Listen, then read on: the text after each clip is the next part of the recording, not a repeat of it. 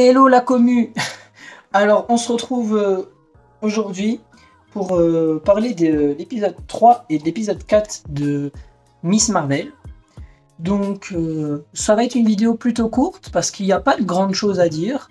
Enfin, il n'y a pas beaucoup de choses. Les petites choses le peu de choses qu'il y a à dire sont conséquentes, mais il n'y a pas tellement de choses.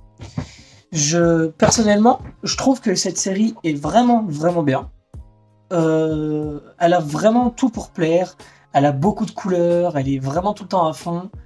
Enfin, honnêtement, c'est ça qu'on attend quand on parle de série Marvel, je pense. Moon Knight, par exemple, c'était une série qui me hypait beaucoup plus que Miss Marvel avant que ça sorte. Et au final, le moment que j'ai passé devant Moon Knight était tout de même, on va dire, moins dingue que celui que je passe là devant Miss Marvel. Donc voilà, c'est quand même une bonne série. Les personnages qu'on découvre au fur et à mesure des épisodes sont vraiment attachants. Là, par exemple, pour l'épisode 4, attention, hein, spoiler, hein, du coup. Donc pour l'épisode 4, on a rencontré donc les Red Dagger. Et bah, je sais pas, ils sont trop cool. Rien que la soirée où Kamala Khan, elle est avec l'un des Red Dagger. Je sais pas, j'aime trop l'ambiance là. Bon, je pense juste que elle a beaucoup de succès auprès des garçons, que ce soit auprès de lui, auprès de Bruno, auprès de Cameron ou Carman. Non, Cameron. Je sais pas. Elle a beaucoup de succès. Elle va bien pouvoir choisir lequel elle veut. On verra bien. Mais sinon, parlons des choses plus importantes. Alors, dans l'épisode 3, on peut voir que donc Aïcha, elle ôte le bracelet d'un bras. Je pense que c'est le bras d'un cri. Rien ne nous permet d'en être sûr, mais je pense que ça vient d'un cri. Et c'est peut-être ce qui ferait un lien entre Captain Marvel et Miss Marvel.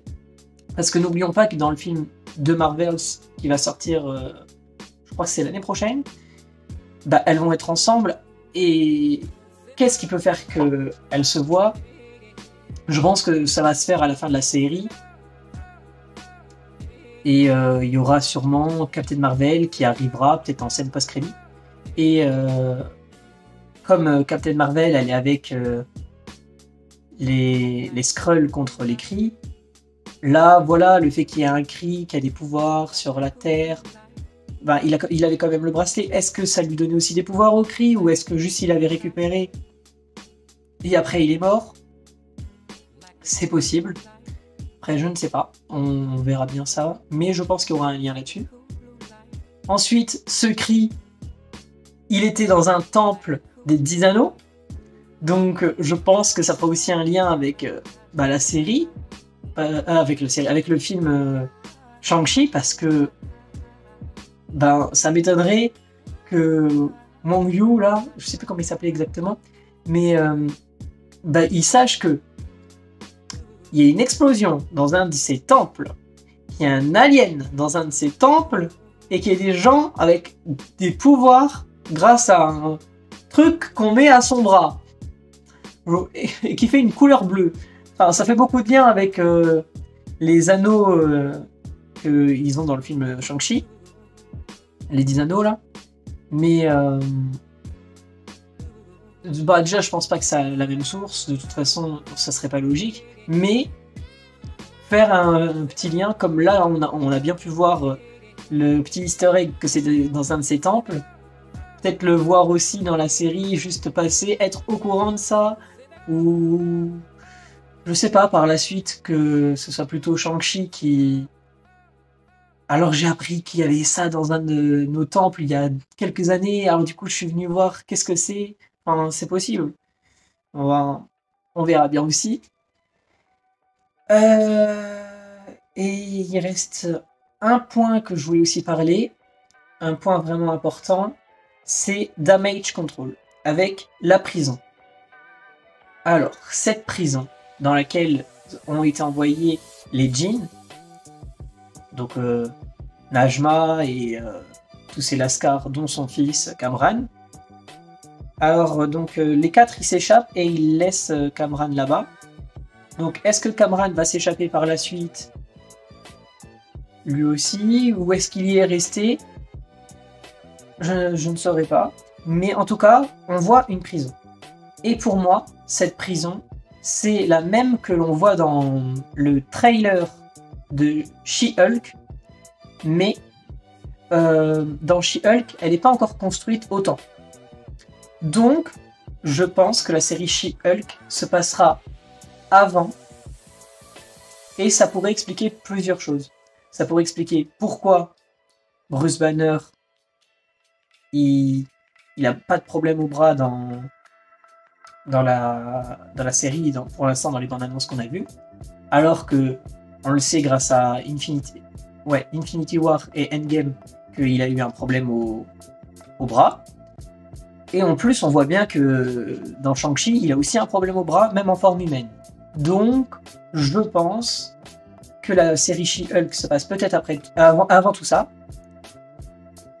Peut-être que la finalité de la série She-Hulk sera aussi dans le futur, mais je pense qu'au moins le développement principal sera avant.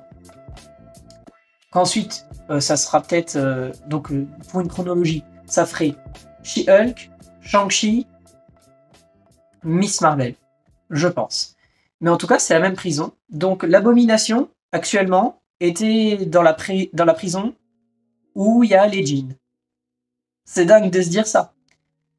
Et si Kamran reste dans la prison, il se fera peut-être juger pourquoi toute sa team là ils sont barrés et lui il y est encore. Qu'est-ce qu'il a fait de mal? En soi, lui, il a pas fait grand chose, mais il a quand même des pouvoirs.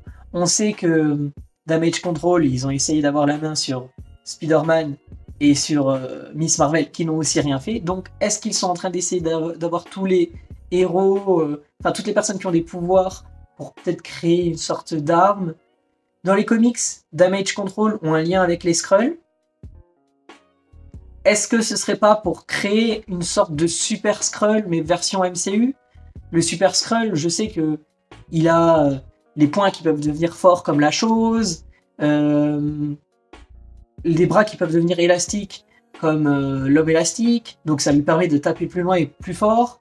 Il peut être en feu et devenir invisible. Parce que il me semble que dans les comics que moi j'ai lus, le Super Skrull était fait à partir des 4 Fantastiques. Mais est-ce que là on pourrait pas imaginer que voilà, ils prennent les pouvoirs de quelqu'un d'autre? Par exemple, s'ils avaient pu prendre Spider-Man, donc son sens de quand il va être attaqué et lancer des toiles, on va dire, le bras fort et qui va loin comme Miss Marvel, et la force brute d'Abomination. Ça pourrait faire aussi un bon mélange.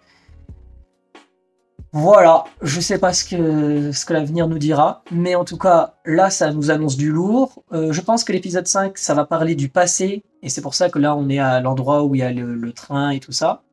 J'arrive pas à savoir si juste elle voit un souvenir, ou si elle s'y est vraiment téléportée quand Najma l'a planté son bracelet.